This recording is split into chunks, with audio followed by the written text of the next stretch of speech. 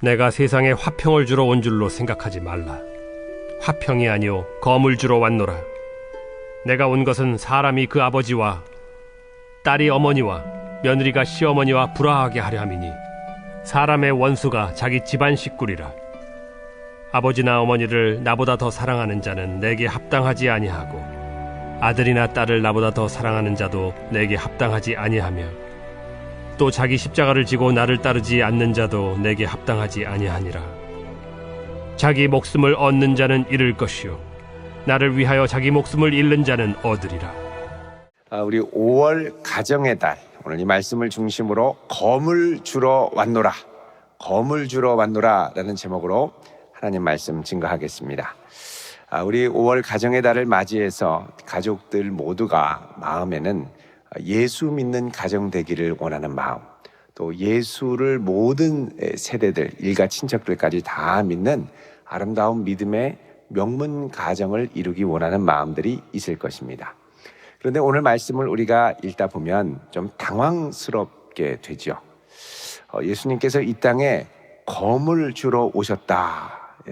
그래서 예수님이 오신 것이 검을 주러, 여기 특별히 검을 주러 왔다라는 건 35절에 불화하게 하려 함이다, 이런 말로 해석이 되죠. 그러니까 검은 불화, 분쟁을 의미하는데, 사실 이제 이 말씀이 많은 이제 이단 단체들 유튜브 영상에서 단골로 등장을 합니다.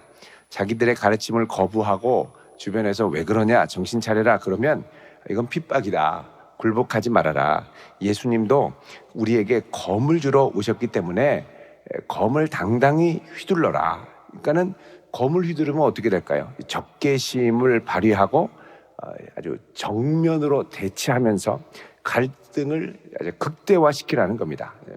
부딪히라는 거죠. 용기 있게 너의 검을 휘둘러라 라는 겁니다. 그럼 이제 우리가 예수님을 믿으면 가정마다 다 이렇게 검을 휘두르면 얼마나 어렵고 마음이 어렵겠습니까? 힘들겠습니까? 그럼 예수님은 과연 이 땅에 검을 주러 오신 것일까? 이런 생각을 하게 되죠.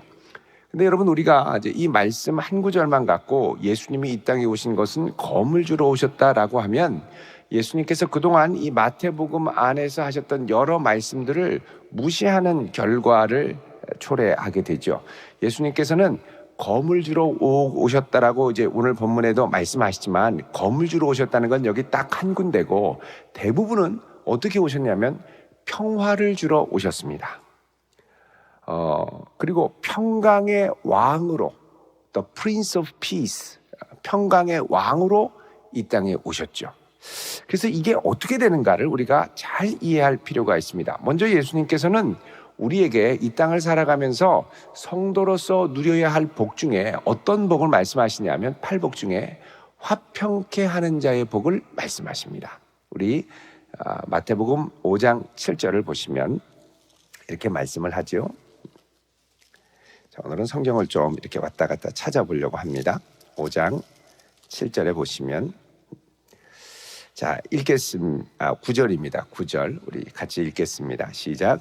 화평하게 하는 자는 복이 있나니 그들이 하나님의 아들이라 일컬음을 받을 것이며. 아멘. 자, 화평하게 하는 자, 이거를 이제 영어로 하면 피스메이커입니다.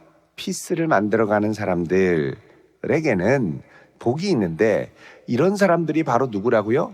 하나님의 아들들. 여러분, 예수님도 엄밀하게 따지면 하나님과 우리 사이에 갈라진 장벽과 불화를 화목하게 하신 분이죠. 그래서 예수님이 우리를 위해 화목제물로 자기 자신을 내어드리셨습니다.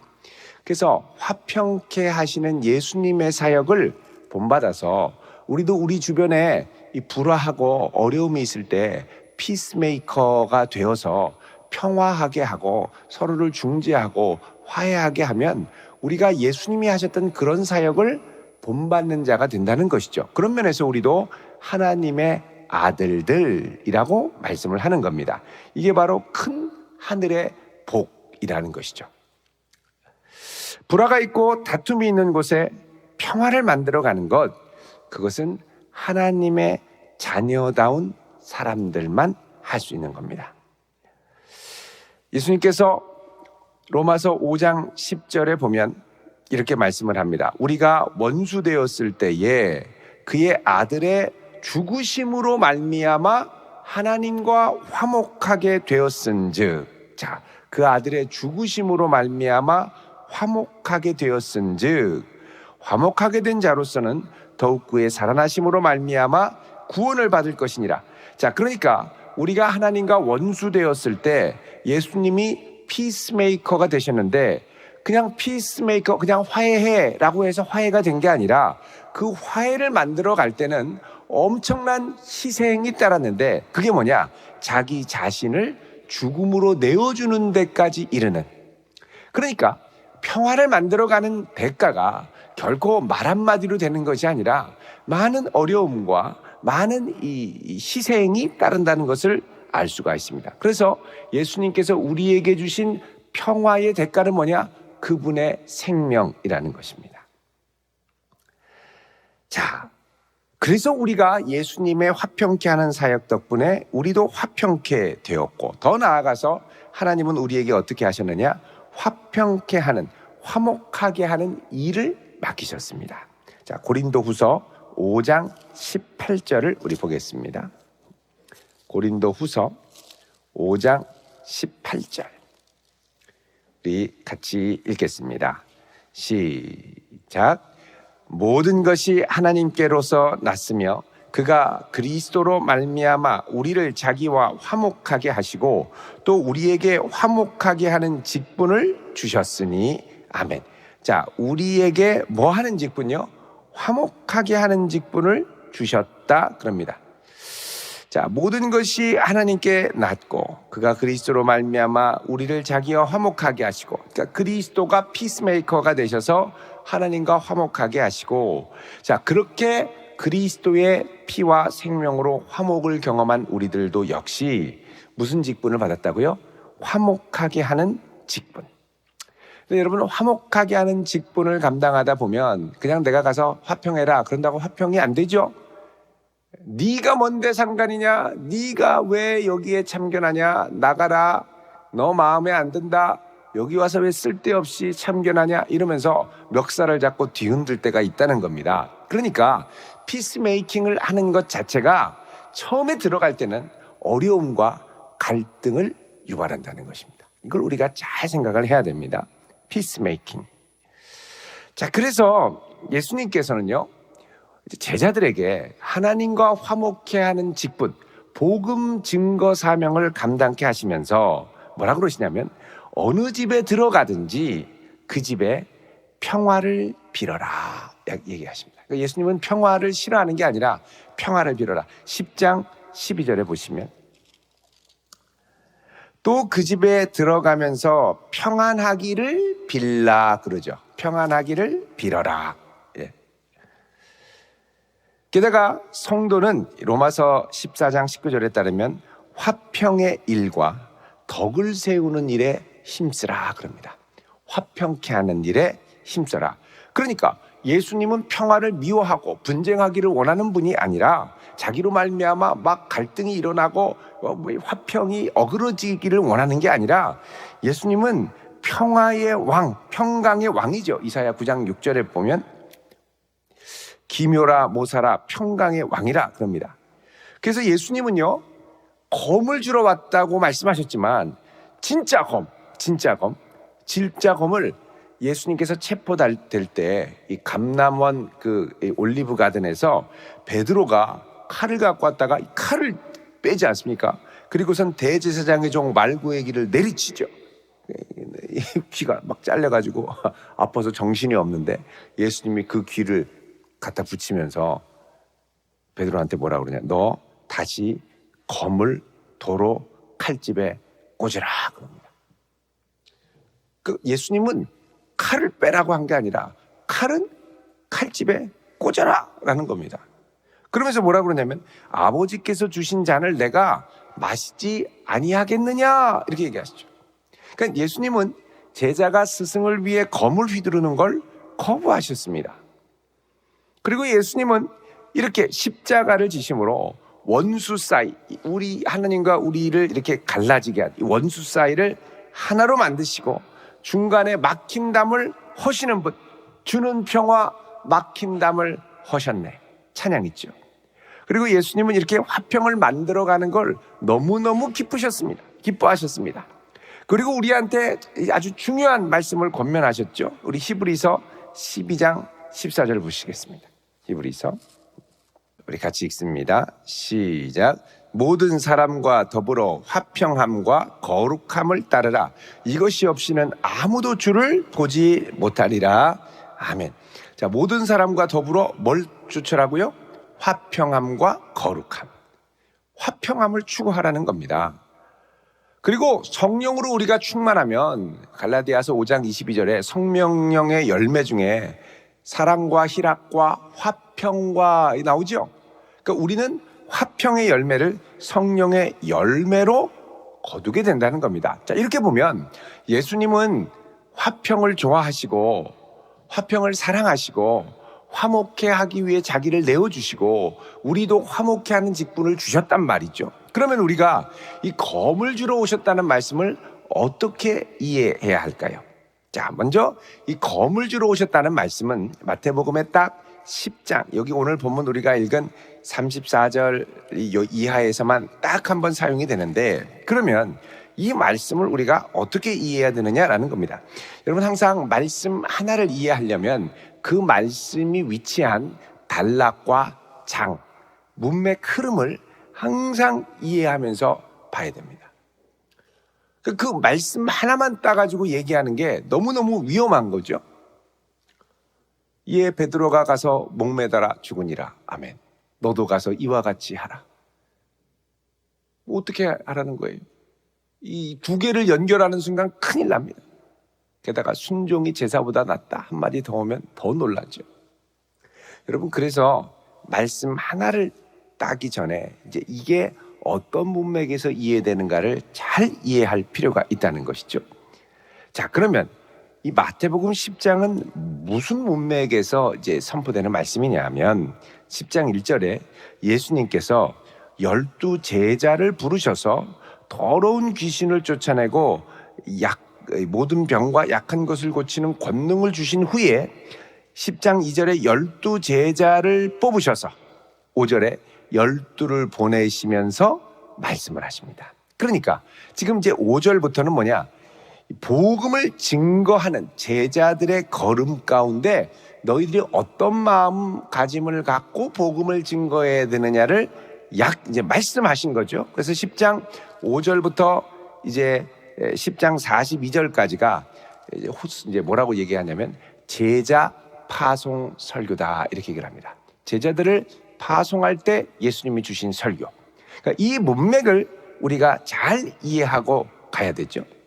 그래서 예수님께서는 이 제자들에게 화평케 하는 복음, 하나님과 화목케 하는 복음, 하나님의 나라가 이 땅 가운데 임했다는 것을 전파하는 복음, 이것을 이제 증거하라고 하시는 거죠. 그래서 10장 7절에 너희들 가면서 전파하여 말하되 천국이 가까이 왔다 그렇게 얘기합니다. 자, 천국이 가까이 왔다. 근데 이것을 선포하는 환경 자체가 이게 만만치 않은 겁니다. 여러분, 항상 이 중재를 하려면 싸움판에 뛰어드는 거죠. 갈등이 첨예한 가운데 뛰어드는 거죠. 그 사람의 말을 들을 준비가 안 된 상태에서 뛰어드는 거죠. 그러니까 화평케 할 때 처음에는 참 어려움과 오해가 많습니다. 너 무슨 뇌물을 먹었길래 우리 일에 끼어드는 거냐? 무슨 의도가 있길래 끼어드는 거냐? 너를 배후에 조종하는 자가 누구냐? 별의별 의심을 다 받게 되는 거죠. 너도 한 대 맞아볼래? 뭐 이러면서. 그래서 여러분, 예수님께서 이 하나님의 나라, 하나님과 화평케 하는 생명의 복음을 증거할 때 이 제자들을 보낼 때의 환경을 뭐라 그러냐면 10장 16절에 보라, 내가 너희를 보냄이 양을 이리 가운데 보냄과 같도다. 여기서 양은 누굴까요? 제자들. 이리는 누굴까요? 이 화평케 하는 복음을 들어야 할 사람들. 그래서 너희는 뱀같이 지혜롭고 비둘기같이 순결해야 돼. 그러면서 17절에 사람들을 삼가하라. 그들이 너희를 공에 넘겨주고 회당에서 채찍질하고, 또 18절에 너희가 나로 말미암아 총독들과 임금들 앞에 끌려가게 될 것이다 라고 합니다. 그만큼 이 화평케 하는 하나님 나라의 복음을 증거하는 상황 자체가 만만치 않다는 거죠.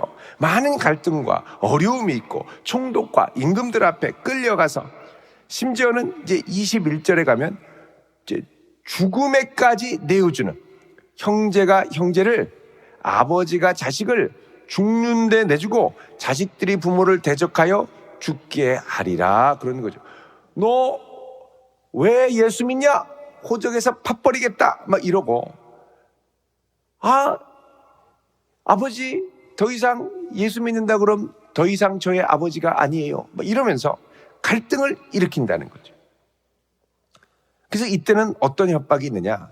예수 그리스도를 부인해라, 주가 아니라고 해라, 믿지 않는다고 해라.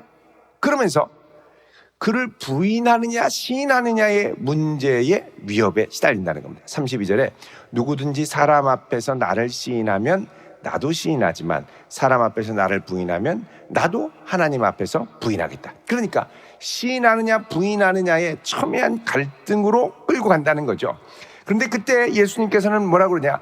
예수 그리스도를 주로 믿고 고백하는 이 믿음을 절대 포기하지 말고, 너희들은 30절에 머리털까지 다 세신 바 되었으니까 참새보다 귀하니까 절대 두려워하지 말고 담대하게 복음을 증거해라. 예수님이 참된 주라고 주저하지 말고 고백해라. 자, 이 고백의 현장에 뭐가 일어나느냐? 가족 안에서 갈등과 불화가 생긴다는 겁니다. 아버지, 자녀, 어머니, 딸, 며느리, 시어머니, 불화가 발생한다는 거죠. 자, 그럴 때 너희들 두려워하지 말고 끝까지 예수 그리스도를 가장 중요히 여기고 사랑하고 따라가라고 말씀합니다. 37절에 아버지나 어머니를 나보다 더 사랑하는 자는 내게 합당하지 아니하고 아들이나 딸을 나보다 더 사랑하는 자도 내게 합당하지 아니하며, 하나님 나라에서는 예수 그리스도가 가장 귀한 분이고 나의 주가 된다는 겁니다. 다른 것이 주가 되면 그 순간 그게 뭐가 되느냐?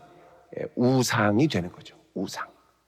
여러분, 바로가 그렇게 교만하게 하나님의 명령을 거부할 때 하나님이 애굽의 10가지 재앙을 통해서 하나씩 그들이 절대적으로 믿고 신뢰했던 신들을 칩니다. 나일강의 신, 개구리 신, 또 흙의 신, 대지의 신, 심지어는 태양신, 그리고 제일 마지막에는 뭐냐? 태양신의 아들인 장자를 치죠. 여러분, 가족에서 각 가정마다 제일 소중한 존재, 그러면 자녀라고 할 겁니다. 그 자녀의 대표가 장자죠. 가장 귀하게 여기는 것을 하나님이 치신 겁니다. 그러니까 아브라함에게도 믿음의 요구를 하실 때 너의 이삭을 바치라고 말씀하셨죠. 그 가장 중요한 것, 가장 중요한 존재보다 예수님이 더 중요하고 귀한 분이라는 것을 인정해라. 복음은 예수 그리스도가 내 생명이고 전부됨을 고백하는 것이라는 거죠. 그래서 예수 그리스도의 주되심과 그리고 이 복음 전파의 우선성을 다른 것과 타협하면 안 된다라고 말씀합니다. 그리스도를 가장 중요하게 여기고 사랑하고 따라가야 되고, 내가 복음을 증거하고 나아갈 때 이 복음 증거로 인하여 가족에서 부딪히는 갈등, 불화, 이거는 누구 때문에 생긴 거냐면 예수님 때문에 생긴 거죠. 그러니까 너 예수님만 없으면 다 되잖아 라고 하고 예수님을 부인하게 하면 가장 중요한 복음을 부인하게 된다는 것입니다. 그래서 이 검을 주러 왔다, 갈등과 분쟁이 일어난다는 건 뭐냐? 예수 그리스도의 복음을 증거할 때 예수 그리스도의 복음이 전파되는 그곳에는 항상 누가 주인이냐의 문제, 누가 가장 중요한 분이냐의 문제를 갖고 갈등이 일어난다고 말씀합니다. 그래서 이 모든 것은 어떤 문맥에서 하신 말씀이냐? 복음 증거의 상황에서 하신 말씀이고, 두 번째, 갈등의 원인이 바로 예수 그리스도가 주님이라는 걸 고백하는 데 있는데, 이거를 시인하냐 부인하냐가 갈등이냐 평화의 갈림길이 된다는 겁니다. 평화의 왕이신 예수님을 부인하면 가족의 평화가 오고, 평화의 왕이신 예수님을 인정하면 가족 안에 갈등이 일어나고, 이게 이제 궁극적인 원인이라는 것이죠. 그 예수님은 뭐라고 그러냐? 이 궁극적인 원인인 예수님을 너희들이 부인하면 잠시 임하는 평화가 참된 평화가 아니라, 이거는 길게 가면 결국 하나님과 불화하게 되고 가족 전체가 구원을 얻지 못하는 불화에 이르게 되는 것이고, 지금 평화의 소식을 전할 때 가족들이 거부하고 핍박을 할 때 이것은 잠시의 핍박이고 어려움이지만 이걸 통해서 결국은 하나님과 참된 평화를 누리고 가족의 평화를 일으키게 될 때, 그때는 진정한 평화를 누리게 되는 거죠. 그러니까 예수님이 처음에 이 세상의 이 죄인들과 하나님을 화평케 하려고 할 때 자기 자신을 십자가에 내어줄 수밖에 없는 이 갈등과 어려움에 봉착했던 것처럼, 이 평화의 대가 자체가 뭘로 오느냐? 갈등과 분쟁으로 다가온다는 것입니다. 그래서 이 핵심, 갈등의 핵심은 뭐냐? 예수 그리스도가 주님이시다라는 고백에 있다는 것이죠. 근데 이제 이거를 벗어나서 또 다른 보혜사가 주님이다, 또 다른 시한부 종말론 곧 오는데, 곧 오시는데, 1, 2년 안에 오시는데 똑바로 못하면 다 들림받지 못하니까 우리 가족들을 차라리 버리고 나 혼자 열심히 사는 속에서 주님 앞에 정결한 신부로 기도하고 준비해야지. 이렇게 되면 요거는 제대로 된 갈등, 복음 전파로 인한 갈등, 예수 그리스도로 인한 갈등이 아니라는 겁니다. 또 다른 보혜사로 인한 갈등, 또 다른 엉뚱한 시한부 종말론으로 인한 갈등은 갈등의 본질을 벗어난 갈등이라는 것이죠. 진정한 갈등의 본질은 뭐냐? 예수 그리스도를 나의 주로 인정할 때 일어나는 갈등이라는 것입니다. 세 번째로, 예수님께서 검을 주러 오셨다라고 말씀하시죠. 34절에 내가 화평을 주러 온 줄이 아니라 검을 주러 왔다. 여러분, 이 검을 주러 왔다라는 건 이게 최종적인 결과를 말하는 것이 아닙니다.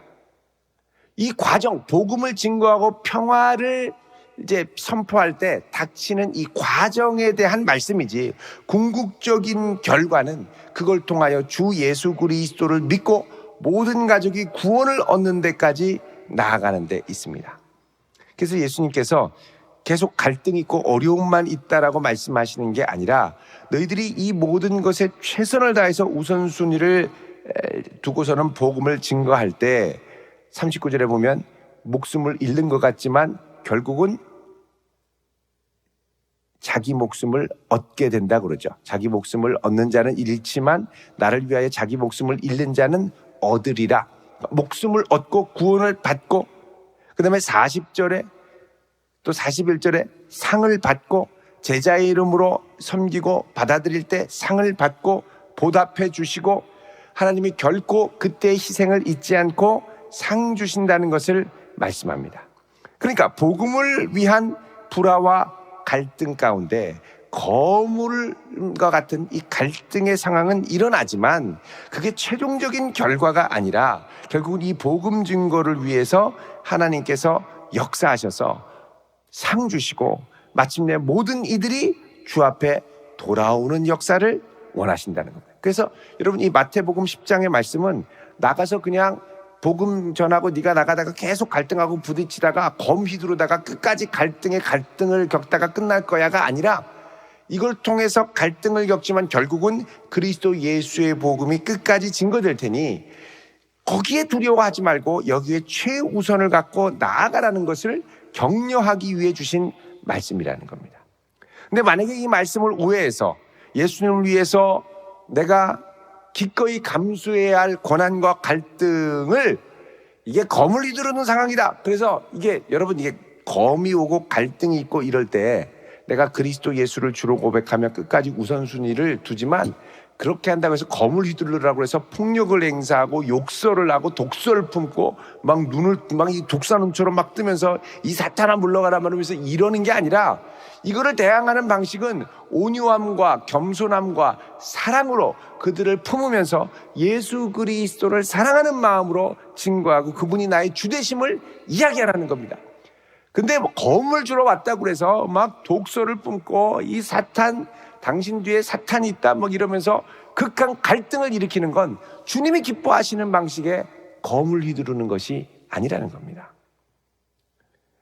그래서 나중에는 뭐 이단 단체 같은 경우는 직장 생활도 포기하고 이혼까지 가고 가정 파탄도 일으키고, 어떤 분이 이런 뭡니까, 지금 이제 코로나 상황에서 믿음 생활 열심히 한다고 이 시한부 정말로 이단 단체 가는 거에 막 푹 빠져가지고 계속 보다가 거기에 무슨 말씀이냐면 예수님이 오신 건 검을 주러 왔다. 이 한마디에 그다음부터 가족들을 막 이 사자눈을 하면서 표독하게 뜨고 이 사탄아 물러가라 하고 검을 주러 온 거다. 그러면서 한마디 더 인용하죠. 36절에 사람의 원수가 자기 집안 식구리라. 원수 하면 또 우리가 이 연상되는 단어가 뭡니까? 원수 마귀 사탄 이렇게 되잖아요. 그러니까는 남편을 마귀 사탄으로 보듯 하고 당신 제발 그러지 말아라. 우리 정신을 차리고 목사님께 좀 상담을 받으러 가자. 이 기존 교회는 썩었다. 목사 중에 제대로 된 목사가 없다. 뭐 이러면서 나는 더 이상 교회에 가서 예배드리지 않는다. 뭐 이러면서 거의 지금 이혼 위기까지 왔습니다. 이혼 위기까지. 지금 어떻게 할까 지금. 그러니까 여러분, 이게 이 말씀 한마디를 곡해해서 이해하는 게 얼마나 위험한지 모르죠. 자, 여러분, 우리 유다서 4절을 보겠습니다. 유다서. 우리 요한계시록 바로 앞에 유다서 4절 읽어보겠습니다. 시작. 이는 가만히 들어온 사람 몇이 있습니다. 그들은 옛적부터 이 판결을 받기로 미로 기록된 자니 경건하지 아니하여 우리 하나님의 은혜를 도리어 방탕한 것으로 바꾸고 홀로 하나이신 주제 곧 우리 주 예수 그리스도를 부인하는 자니라. 아멘. 자, 여기 이제 거짓 교사들, 거짓 청지들을 얘기하는데 이들은 어떻게 들어오냐? 가만히 들어옵니다. 조용히. 그 다음에 뭐 하냐면 우리 하나님의 은혜를 무엇으로 바꿉니까? 방탕한 것으로 바꾼다. 여러분, 우리가 구원 얻은 것은 예수 그리스도를 믿음으로 말미암아 얻는 놀라운 선물이죠. 근데 이 하나님의 은혜를 뭘로 바꾸냐면 열심을 내야 되는 걸로, 공로로, 행위로 얻는 것으로 바꿔서 제대로 못하면 들림받지 못한다. 한 사람은 남겨둔다. 한 사람은 올라가지만 나는 절대 남겨지면 안 된다. 벌벌벌벌 떨게 하는 믿음으로 바꾸게 되죠.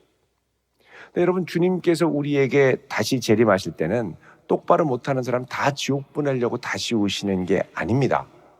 우리 히브리서에서 바이블 백신 할 때도 공부를 합니다만 9장 보시면요, 히브리서 9장 28절 같이 읽습니다. 시작. 이와 같이 그리스도도 많은 사람의 죄를 담당하시려고 단번에 들이신 바 되셨고 구원에 이르게 하기 위하여 죄와 상관없이 자기를 바라는 자들에게 두 번째 나타나시리라. 아멘. 자, 예수님이 두 번째 재림할 때 오실 때는 죄와 상관없이, 예수 그리스도를 믿음으로 죄사함 받은 이들은 죄와 상관없이 자기를 바라는 자들에게 두 번째 나타나신다고 그러죠. 그 두 번째 오실 때는 잘하는 이들에게 칭찬하고 상 주시기 위해서 오시는 것이죠. 그래서 주님께서 다시 오실 때 믿음으로 구원받은 성도들, 똑바로 너 주일 한 달 동안 한 번 빠졌지? 천국에 올라가는 계단 사다리가 하나 없을 거다. 뭐 이런 식으로 오시는 게 아니라 예수 그리스도를 믿는 이들에게 죄와 상관없이 나타나신다고 말씀합니다. 그러니까 이 휴거를 잘못 이해하면, 주님 오실 때 휴거는 뭐냐? 잘한 사람만 훌떡 올라가는 게 아니라 주님이 오실 때 그를 기다리던 성도들이 기쁨으로 주를 맞이하기 위해 주님을 맞이하러 가는 거죠. 맞이하고 그분을 모시고 내려오는 거죠. 그러면서 새하늘과 새 땅이 이제 이 땅에 펼쳐지는 것인데, 백보자 심판이 있고 새하늘 새 땅에 펼쳐지는 것인데, 그 주님을 맞이하기 위해 가는, 맞이하기 위해. 근데 이거를 이제 공로로 하고 똑바로 못하면 다 지옥 간다라는 식으로 가니까 이게 벌벌벌벌 떨게 되고, 이거를 막는 사람을 36절에 사람의 원수가 자기 집안 식구다 이렇게 얘기를 합니다. 여러분, 참고로 여기 사람의 원수가 자기 집안 식구니라, 이 말씀도 우리가 좀 이해를 할 필요가 있습니다. 이게 원래 어디서 온 거냐면 미가서 7장 6절을 인용한 말씀입니다. 우리 미가서 7장 6절을 보겠습니다. 미가서.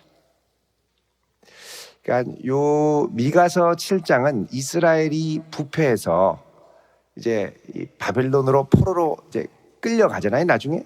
근데 이제 그때의 이스라엘의 영적 상태를 말씀하는 것이죠. 자, 우리 7장 6절 읽겠습니다. 시작. 아들이 아버지를 멸시하며 딸이 어머니를 대적하며 며느리가 시어머니를 대적하리니 사람의 원수가 곧 자기 집안 사람이로다. 아멘. 자, 이게 어떤 문맥에서 인용됐는가를 볼 필요가 있습니다. 여러분, 이 미가서에서 하나님의 심판을 받고 포로로 끌려갈 때 이스라엘의 상황은 열매 없는 이스라엘이었습니다. 7장 1절에 보면 이게 포도송이가 없고 무화과 나무에 열매가 없다 그러죠. 잎만 무성한 열매 없는 나무입니다. 이 이스라엘 상황을 보면 이 무화과 나무 열매가 없는 상태가 2절에 경건한 자가 세상에서 끊어지고 정직한 자가 사람들 가운데 없고 다 피를 흘리려고, 다른 사람 피눈물을 흘려서 자기 이익을 취하려고 매복하고 그물로 형제를 잡으려고 그러고 두 손으로 악을 부지런히 행하고 지도자와 재판관은 뇌물에 완전히 매수되어 있고 자기 욕심 때문에 서로 연대해가지고 사람들을 괴롭히는 거예요. 그러니까 이 가운데 사람들을 믿을 수 없고 자기 탐욕과 이 악에 다쳐가지고 눈을 부릅뜨고 사는 사람들이죠. 자, 이런 상황에서는 5절에 이웃을 믿지 말고 친구를 의지하지 말고 내 품에 누운 여인 아내에게도 말 잘못했다가는 날아간다. 조심해라. 큰일 난다. 이런 얘기예요. 그러면서 6절에 이런 불의와 불법과 죄악이 흉흉하고 판치는 세상에서는 아들이 아버지를 멸시하고 딸이 어머니를 대적하고 며느리가 시어머니를 대적하니까 사람의 원수가 곧 자기 집안 식구가 된다라는 겁니다. 이 불법이 가득한 타락한 세상 가운데서는, 자, 그러면 이런 이 문맥 가운데 다시 이 오늘 본문 마태복음 10장으로 오면 예수님께서 사람의 원수가 자기 집안 식구니라라고 말씀하는 건 뭐냐? 지금 예수 그리스도를 주로 인정하지 않는 이 세상 가운데 예수님을 주로 선포하는 것 자체가 다른 세상에 많은 신들이 있죠. 돈이 최고다, 성공이 최고다, 뭐니 해도 머니가 최고다. 자, 이런 것들을 추구하는 세상 가운데 예수 그리스도가 참 소망이라고 전파하면 다른 주를 섬기던 가족 식구들이 너 미쳤어? 왜 그래? 제정신이야? 이러면서 같은 주를 섬기자고 불을 켜면서 덤벼들고 핍박하고 어려움을 준다는 것이죠. 그래서 복음을 증거하고 하나님 나라를 선포하고 예수 그리스도의 주되심과 다스리심을 증거할 때 복음이 없던 가족들에게는 이거를 거부하고 갈등을 일으키고 어려움이 있고 이 가족 관계가 다른 주를 섬기면 원수 관계처럼 갈등이 일어난다라는 것입니다. 그래서 이런 원수 관계가 있을 때 이거를 당연하게 여기고 더 대적하고 아예 갈라서라 이런 말씀이 아니라 이 예수 그리스도의 말씀이 가족에게 증거될 때까지는 이런 갈등이 있음을 염두에 두고 주님이 결국 그 노력과 눈물과 땀을 잊어버리지 않고 상을 주시고 머리털까지 다 세심받아서 붙들어 주실 거니까 두려워하지 말고 최선을 다해서 때를 얻든지 못 얻든지 복음을 증거해라 라는 의미에서 이 말씀을 하신 것입니다. 그러니까 그 핵심에는 뭐가 있느냐? 예수 그리스도의 주되심과 통치하심이 중요하다는 것이죠. 이게 결국은 한 가정을 살리고 한 가족을 하나님과 화평케 하는 역사를 이루게 되는 거죠. 그래서 여러분, 예수 그리스도의 주되심을 가정에서 포기하고 타협하는 순간, 남편과 타협하는 순간, 식구들과 타협하는 순간, 그거 빼고 다 좋아지면 결국은 하나님과 멀어지게 됩니다. 내가 갈등이 있고 어려움이 있더라도 이걸 통해서 결국 하나님을 만나고 가깝게 해서 모든 가족들이 주님 앞으로 올 수 있도록 해야 되는데 이게 어렵고 힘들어서 야 이러다가 원수지겠다 그리고서는 포기하면 결국은 나도 하나님과 등을 돌리게 된다는 것이죠. 그래서 복음을 증거하고 예수 그리스도의 주되심을 선포할 때에는 처음에 이런 갈등이 있음을 염두에 두고 온유함과 사랑과 화평함으로 이 갈등을 감내하며 눈물로 기도하며 그들을 주 예수 그리스도 앞으로 인도하라는 것입니다. 이런 검과 같은 아주 날카로운 갈등과 분쟁이 있더라도 최선을 다해서 복음을 증거하라는 말씀이죠. 그게 10장에, 마태복음 10장에 나오는 이 어려움에도 불구하고 계속해서 복음을 증거하라고 하면서 예수님이 이 제자들을 보내시는 거죠. 그럼 이렇게 해서 계속 갈등만 있고 겁만 있어가지고 끝나느냐? 아닙니다. 여러분, 성경, 특별히 사도행전이나 이런 것을 보면 예수 그리스도로 말미암아 불화해서 가정이 갈라지고 깨지고 이혼하는 얘기는 안 나옵니다. 오히려 주 예수로 말미암아 너와 내 집이 구원을 얻는 역사가 일어나는 걸 증거하는 것이죠. 그 결과는 그게 아니라는 거예요. 그래서 여러분 16장 31절 사도행전 보시면 이게 아주 대표적인 것이죠. 같이 읽겠습니다. 시작. 이르되 주 예수를 믿으라. 그리하면 너와 내 집이 구원을 받으리라. 아멘. 우리의 복음 증거의 목적은 그냥 갈등이 있고 어려워서 에이 검이다 그리고 휘둘러가지고 눈을 부릅뜨고 사탄아 물러가라, 내가 차라리 이혼하고 못할게 할 바야 어디 산으로 가겠다, 이게 아니라 결국은 이런 인내와 사랑의 눈물을 통하여 주 예수 그리스도의 이름이 온 가족 안에 선포되는 것입니다. 여러분, 이게 원래 어떻게 일어나냐면 이 빌립보의 바울과 실라가 복음을 증거하다 갇혀서 감옥에서 착고를 차고 이러고 있는데, 야 실라, 우리가 이렇게만 있을 수 없지, 하나님께 기도하고 찬양합세. 그리고서는 기도하고 찬양하니까 하나님이 이 찬양을 너무 기쁘게 받아가지고 감옥 터가 흔들리면서 지진이 나고 순식간에 이게 되게 다 풀리는 거예요. 하나님의 능력이 드러나죠. 아싸르비아 도망가자가 아니라 간수가 이걸 보고 이게 멘붕이 와가지고 큰일 났다, 나는 이제 사형이다. 그리고 스스로 자살을 하려고 하니까 멈춰라, 우리가 여기 있다. 화들짝 놀라서 등불을 비춰보니까 바울과 실라가 있거든요. 너무 무서워서 그 앞에 두렵고 떨면서 엎드리면서 뭐라고 그러냐면, 선생님이요, 내가 무엇을 하여야, 어떻게 해야 구원을 받을 수 있습니까? 그때 하는 말이 뭐냐? 주 예수를 믿으라. 그리하면 너와 내 집이 구원을 받으리라. 그러자 32절에 어떻게 하죠? 주의 말씀을 그 사람과, 그리고 어떻게 해요? 그 집에 있는 모든 사람에게 전하더라. 모든 사람, 그 집에 있는 모든 사람을 뭐라고 그러냐? 권속이라고 합니다. 권속. 영어 성경에는 household라고 돼 있죠. household. 여러분, 이게 많이 나온 데가 어디냐면 로마서 16장에 보면 가정교회들, 사도 바울이 끝에 다 안부를 전할 때 다 권속에게 문안하라 이렇게 나옵니다. 그러니까 이 말은 뭐냐면 그 사람뿐만 아니라 그 사람으로 인하여 예수 믿는 권속 집안들이 많아졌다는 말이죠. 그러니까 여러분 생각해 보십시오. 바울과 실라가 복음을 증거할 때 어떻게 됐습니까? 예수님 말씀대로 맞고 채찍질 당하고 이 총독과 임금 앞에 서고, 그리고서는 감옥에 우두커니 있게 되죠. 이게 뭐냐? 검이죠. 분쟁과 갈등이 첨예하게 대립하면서. 그런데 어떻게 해요? 아이고, 나 이거 안 할랍니다. 복음 증거 안 하겠습니다. 예수님이 내 주님 아닙니다.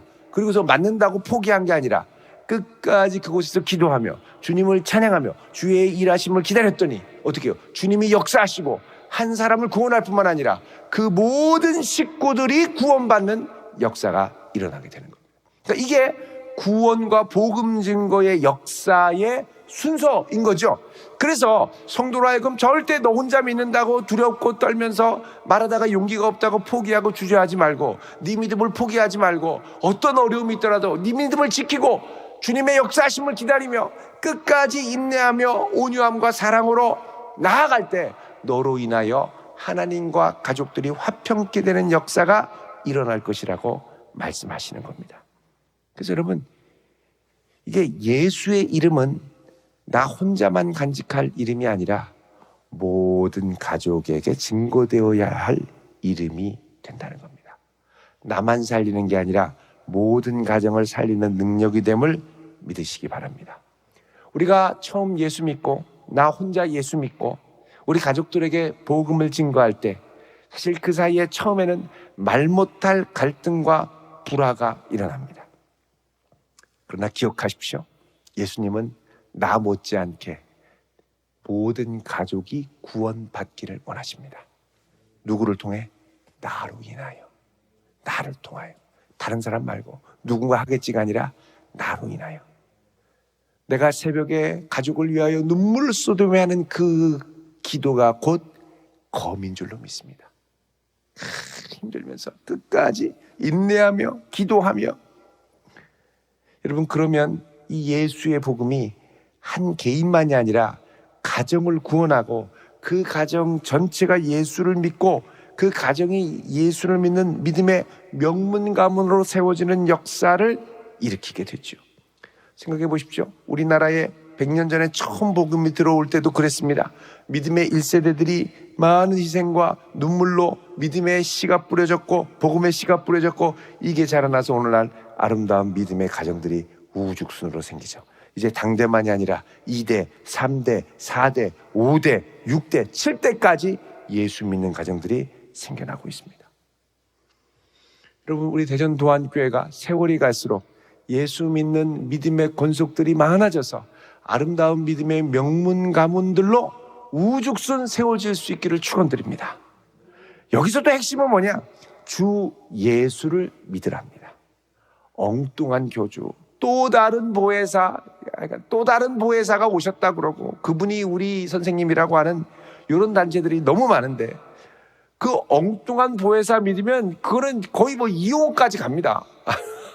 불화하고 갈라지죠. 그리고 평생 대를 넘어 고통받습니다.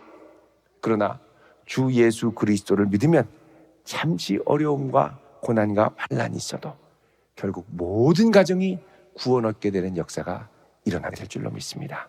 오직 주 예수 그리스도를 평생 잘 믿고 이런 우리를 통하여 모든 가정이 권속들이 구원받는 역사가 일어날 수 있기를 우리 주님의 이름으로 축원드립니다. 기도하겠습니다. 거룩하신 아버지 하나님, 놀라운 예수 그리스도의 이름 우리 끝까지 붙들게 하시고 확신 가운데 거할 수 있는 은총을 더하여 주시옵소서. 예수님의 이름으로 기도하옵나이다. 아멘.